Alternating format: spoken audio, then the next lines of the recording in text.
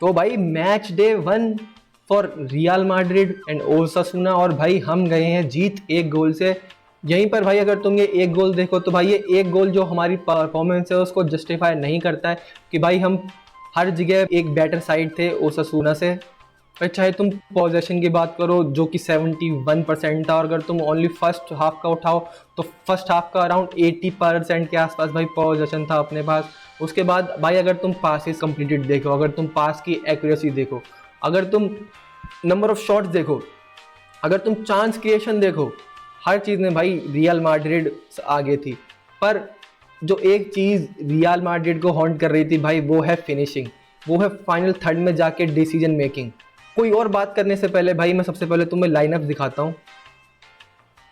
तो भाई हमारी कुछ लाइनअप थी ऐसी 4-3-3, जो हमारा भाई डिफेंस लाइन है अगर तुम पिछले सीजन से कंपेयर करो तो भाई पूरा ही डिफरेंट है। Not even a single player तुम्हें सेम मिलेगा जो कि पिछले डिफेंस लाइन में था। यहीं पे जो कि है भाई काब्रेरास। अब अगर भाई मैं काब्रेरास की बात करूं तो भाई बहुत ही फ्रान गार्सिया से बेटर है। अब भाई जो फ्रान गार्सिया है वो ओनली आपके most of the time attack के ही काम आएगा, पर जो आपका काब्रेरास है भाई वो आपको डिफेंस और अटैक दोनों के ऑप्शंस देता है। यहीं पे अगर मैं तुम्हारी हॉइसन और मिलिटाओ के पार्टनरशिप की बात करूं तो भाई इट वॉज गुड। भाई दोनों ने अच्छे से बॉल प्रोग्रेस करी, अच्छे से डिफेंस किया। जो भाई मिलिटाओ था एज अ लास्ट मैन अच्छा खेला। वहीं अगर मैं हॉइसन की बात करूं तो भाई मेरे हिसाब से एम्बापे की जगह man of the match performance उसने दी है भाई। अगर तुम बॉल प्रोग्रेशन की बात करो तो भाई वो आई गेस मेरे हिसाब से पूरी टीम में नंबर 3 में था। वहीं अगर मैं एरियल डुअल्स की बात करूँ तो भाई ने वो भी जीते हैं। पर अभी भी है ना एक जो क्लिक होता है ना, हॉइसन इज़ नॉट क्लिकिंग। अभी हॉइसन का गेम और इम्प्रूव होगा।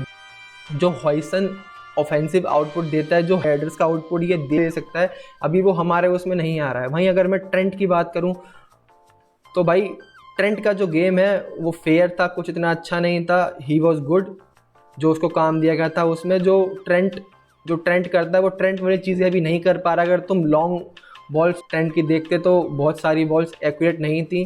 वहीं पे अगर भाई मैं मिडफील्ड की बात करूं तो हमारे पास गुलर, चुआमेनी और वालवर्दे थे।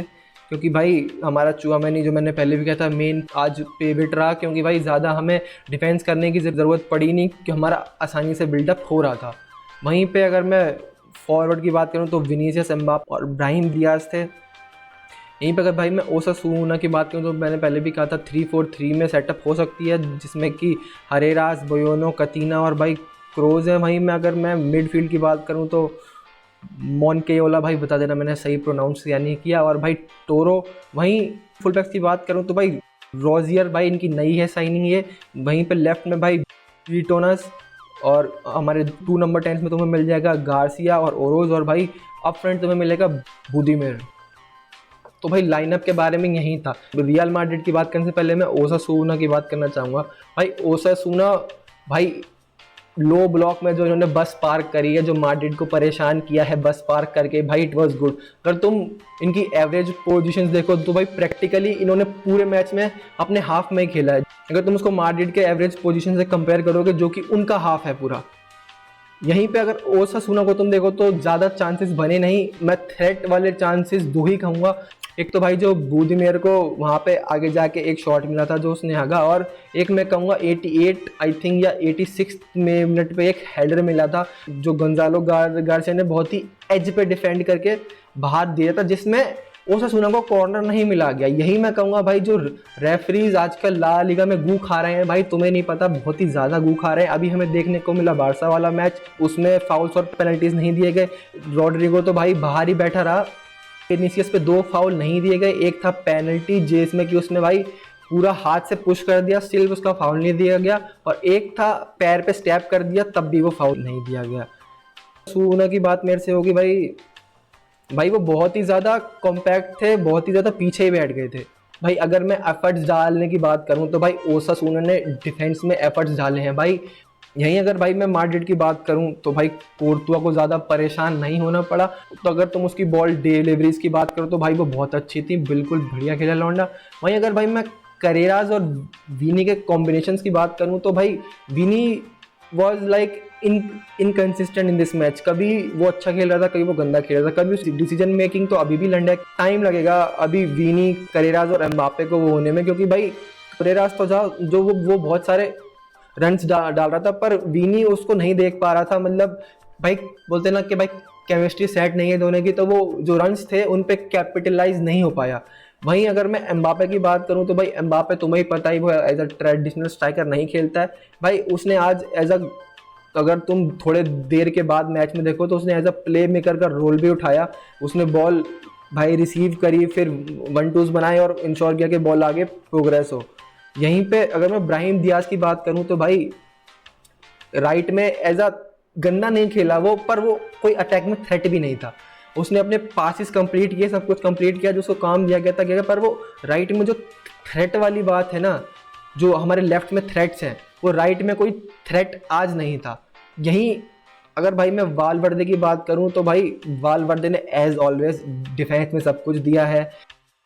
That guy was everywhere. But box में आउटपुट की बात करूं तो भाई वालवर्डे का आउटपुट मेरे को आगे आज थोड़ा कम लगा। यहीं अगर मैं चुआमेनी पे शिफ्ट हूँ तो भाई मैंने पहले भी कहा था कि भाई Tchouameni is going to be one of the main players of the squad, तो भाई उसने आज वही किया। अगर तुम रूलर की बात करूँ तो भाई ये लौंडा भाई क्या क्या खेल रहा है भाई ये लौंडा आजकल। भाई अगर तुम फाइनल थर्ड में क्रिएटिविटी की बात करो तो भाई आज मोस्टली मेरे को बस गुलर ही लग रहा था जो क्रिएट कर रहा है। अगर मैं हॉयसन की बात करूं तो भाई हमारा लग गया जैकपॉट। भाई ये लौंडा क्या खेलता है, क्या ये लौंडे पासेस निकालता है, क्या ये लौंडा ब्लॉक मारता है। एरियल एबिलिटी इस लौंडे में बहुत है। यहीं अगर मैं मिलिटाओ की बात करूं भाई इंजरी से वापस आया, उसके बाद भी जो लेवल अभी दिखा रहा है अच्छा दिखा रहा है, पर मैं यूँ कहूँ ना कि डिफेंस को ज़्यादा टेस्ट किया नहीं गया। वो इसलिए टेस्ट नहीं कर पाए क्योंकि भाई हमारी जो रिकवरीज थी, सबसे बड़ा पॉजिटिव आज की गेम में मुझे लगा जो भाई बॉल हमारी रिकवरीज थी भाई वो बहुत ज़्यादा ही क्विक थी। बहुत जल्दी हम बॉल रिकवर कर पा रहे थे भाई, पूरी टीम एफर्ट डाल रही थी बॉल रिकवर करने में। अगर तुमने मैच देखा हो तुम्हें पता होगा। ये अगर भाई मैं प्रेसिंग की बात करूं तो भाई अगर ऐसी प्रेसिंग कंटिन्यू रखते हैं तो भाई हमारा प्रेसिंग में बहुत इंप्रूव होंगे। क्योंकि भाई आज एम्बापे भी थोड़ी बहुत प्रेस दे रहा था, उसके बाद वीनी भी भाई फॉल बैक करके प्रेस दे रहा था भाई। और मेरे को वीनी का लग रहा है कि भाई वीनी को समझ आ चुका है कि he is not the main player in this team any more, he has to create, जैसे वो बेंजिमा के लिए करता था। तो भाई आज कहीं ना कहीं तुम्हें उसकी झलक दिखी, पर फिर भी मैं कहूँगा कि डिसीजन मेकिंग कहीं ना कहीं थोड़ी बहुत पुअर थी बहुत जगहों पे। जावी ने ये भी कहा कि भाई मेरे को ज़्यादा टाइम मिला नहीं है तो मैं लो ब्लॉक्स को तोड़ने वाला जो कॉम्बिनेशन है वो ज़्यादा बना नहीं पाया हूँ, ज़्यादा उस पर हमने काम नहीं किया, ज़्यादा लो ब्लॉक्स को तोड़ने की मैं ट्रेनिंग की नहीं है। और ये भाई दिख भी रहा था क्योंकि हम फाइनल थर्ड में ना जो थ्रेट वाली जगहों में पहुंच के भी कुछ ऐसा ज़्यादा उखाड़ नहीं पा रहे थे।